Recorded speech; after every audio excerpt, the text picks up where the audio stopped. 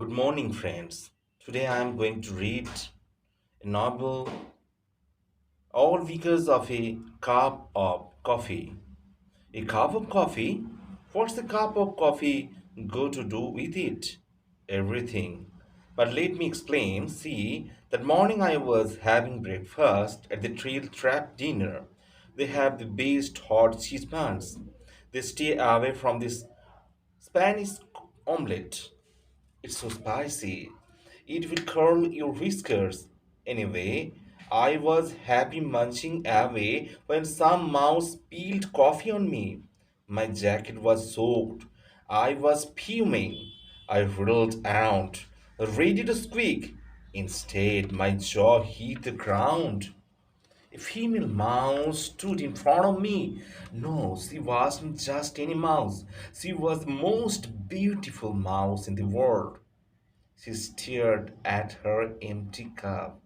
Then she stared at my jacket. So sorry, she whispered in a sweet voice. I tried to speak, but I felt like my tongue was tied in a knot. What do you say to such a stunning rodent? She was so charming.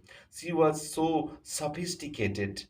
She could have been on the cover of Glamour Mouse. My Stilton is named. My Geronimo is Stilton. My name is Geronimo Stilton. I stammered.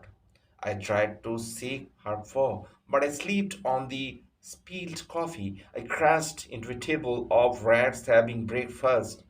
I landed sat down in a plate of waffles and whipped cream. Do you mind? Sniffed the rats. This is a business breakfast. I staggered off, but I could not see. I had whipped cream in my eyes. I bumped into the another table. There is each two bottles of Tabasco sauce got stuck in my nostrils. Cheese niblets, I cried, stumbling away. Next thing I knew, my tail was stuck in a fan. Oh, I shrieked. Then I hit a wall, a big furry wall. Was it part rain? The wall growled. Oh, uh, what? That was not a wall. It was Bart Brisson Mouse. He was the biggest and meanest rodent on Mouse Island. I tried to run, but I was frozen with fear. Suddenly, Bart lifted me up and tossed me out of the door. I landed on the trolley tracks. I tried to get up, but my tail was stuck in the rails. Just then I heard the train whistle. Rotten rat's teeth! A trolley was headed right for me. Hey! I squeaked at the top of my lungs. The owner of the Forever Green Garden Center ran towards me. Don't panic, Mr. Stilton, he shouted. I'll save you. I'll just chop your tail off with my hedge clippers. He waved the sharp scissors in the air. Chop, chop. Paws off my tail. I shrieked. I'd rather be run over by a trolley. And that's exactly what happened. The rodents catch it. Luckily, I survived. So did my tail.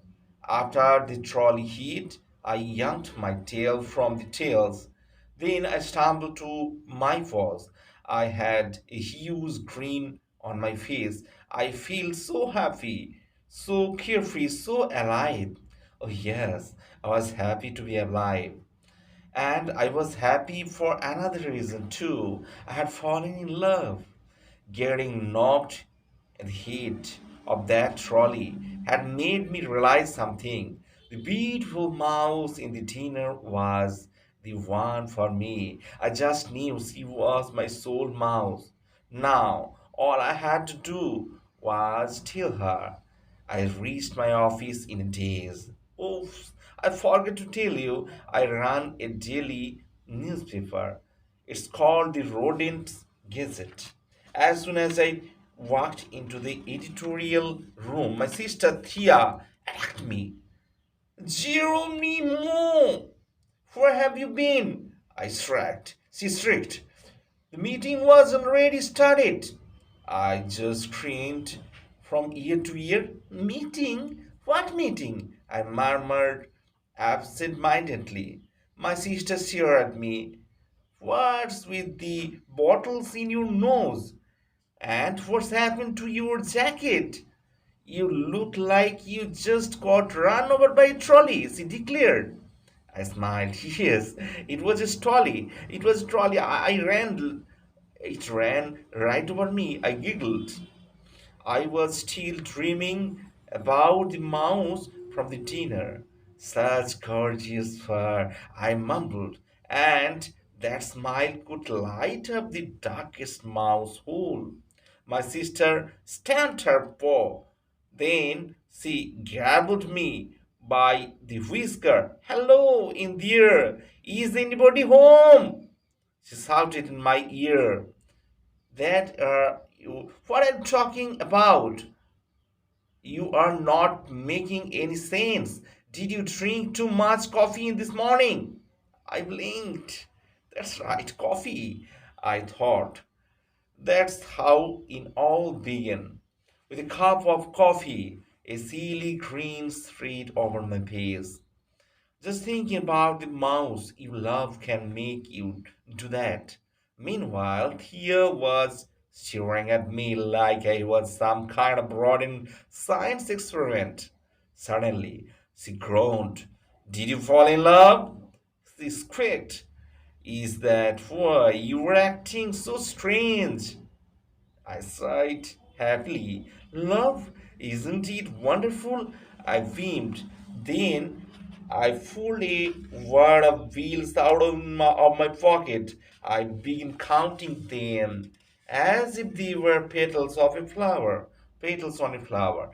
She loves me. She loves me not. She loves me. She loves me not. I sang.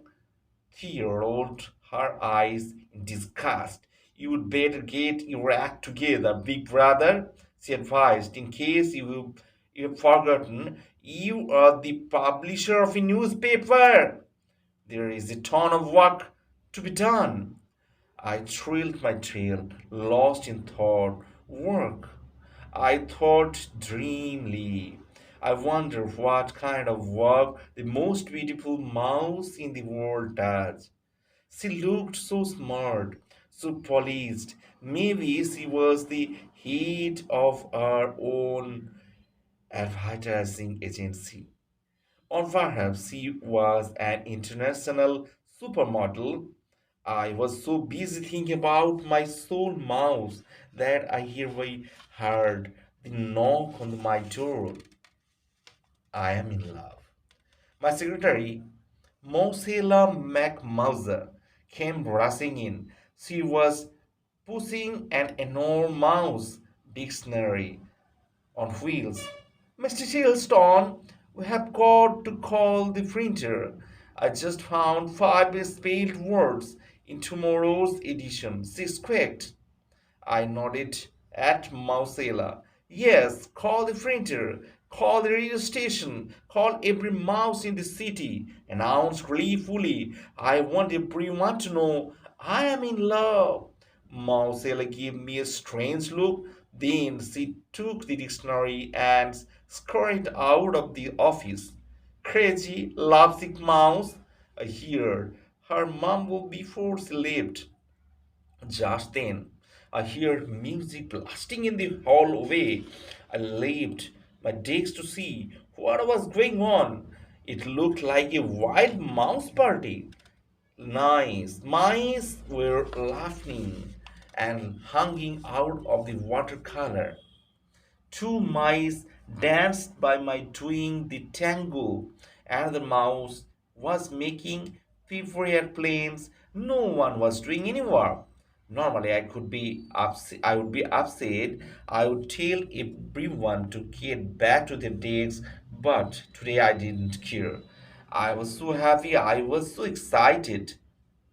I was in love with a capital L. Fear shook her head. Then the boss is away. When the boss is away, the mice will, she snorted. When the boss is away, this mice will, she snorted. 2 minutes later, an elegant female mouse tapped me on the shoulder. She was dressed in a very expensive looking cat fur jacket and matching skirt. Who are you? What you want? I mumbled distractedly. I was busy doodling tiny hearts in my notebook. Who am I? Don't you recognize me? I am Creamy O. Cheddar, your editor in chief. I have been working for you for the past 20 years. She squeaked, sounding annoyed. I looked up at her.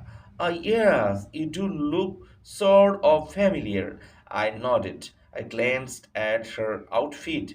She wears expensive clothes too. I murmured, lost in thought. I bet she looks fabulous in cat fur. By now, the whole office was staring at me. I heard them whispering among themselves. But he is lost it.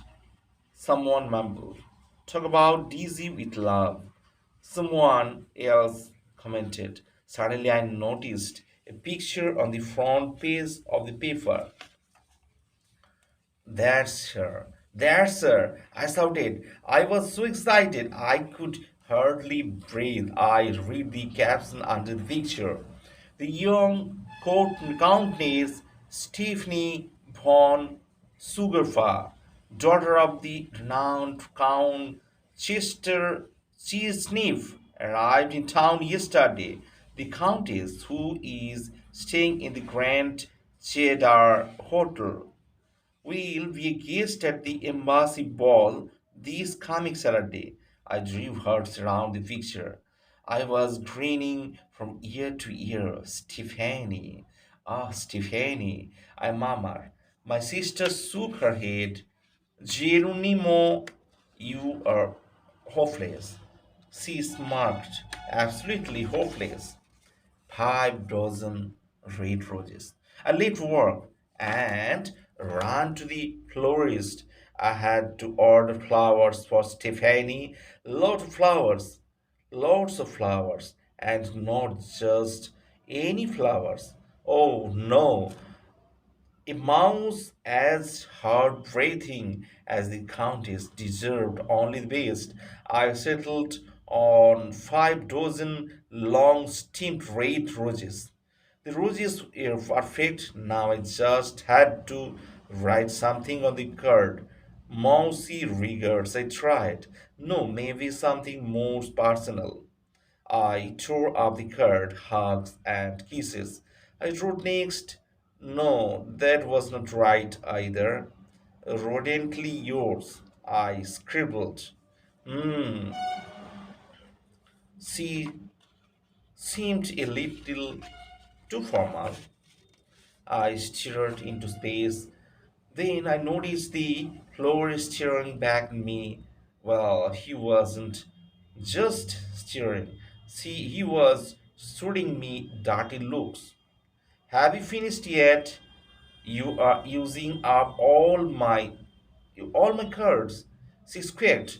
Why don't you just write your name? My name? I asked in a daze. Yes, your signature. I take it you to do your own name. He burst out impatiently. Then he closed his eyes. I need a vacation, he mumbled. Their lovesick mice are such nitwits. Normally, I would mind if some mouse called me a nitwit, but today I could not care less. So, what if I was acting like a nitwit? Stephanie von Sugarfar was worth it. Full of experiment, I signed the card. Then I stuck in under the silk about tying up the gigantic bunch of red roses, cheese flavored chocolates.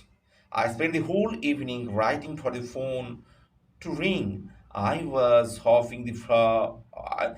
spent whole evening waiting for the phone to ring. I was hoping the countess would call to thank me for the flowers, but the only thing that rang was my toaster events timer. I was so surprised. Why didn't she call me? Every now and then I lifted the receiver to make sure the phone was working. The next day I raced to the candy store to buy some cheesy chews. Have you ever had a cheesy chew? They are the best cheese flavored chocolates of Newmouth City. I decided on a 10-pound super deluxe box.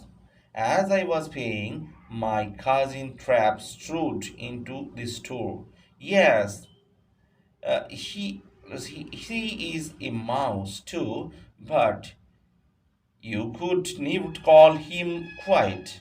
In fact, he is one of the loudest rodents I know. It's amazing we were related. Now he stuck a paw in my new box of chocolates. Who were who are these for? She said.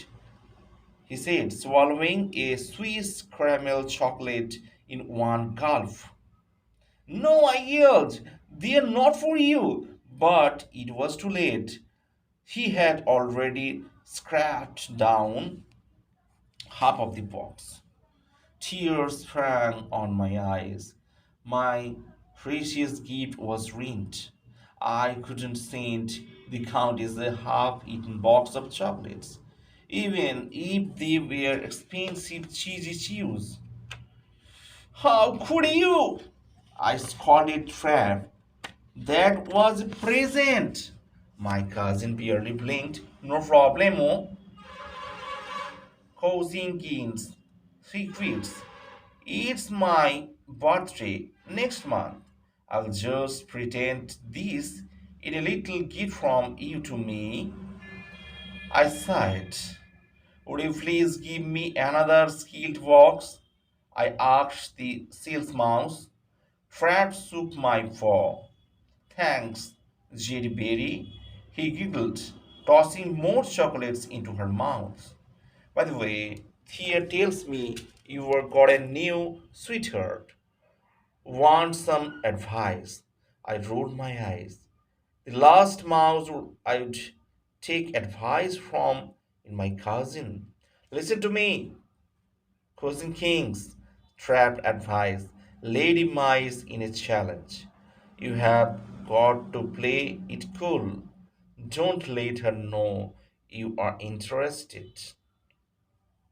Elise Fonworkership. Elise Paukership. 1 second. I spent the night waiting for the telephone to ring, but the beautiful countess did not call. Then I had a horrible thought that if she was allergic to roses, what if chocolate made her fur itch?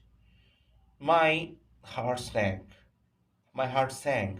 I had to do something. I decided to go to her hotel. I was too embarrassed to wait in the lobby, so I did behind the bushes. Suddenly, someone laid a paw on my shoulder. Holy cheese! I shrieked. But it was only my favorite nephew, Benjamin. Uncle Geronimo, what are you doing here? He squeaked. Right then, I saw her come out. "Sst, little mousy," I murmured to Benjamin. I stood up, trying to look casual. The Countess seemed to look right through me. Then she dropped something.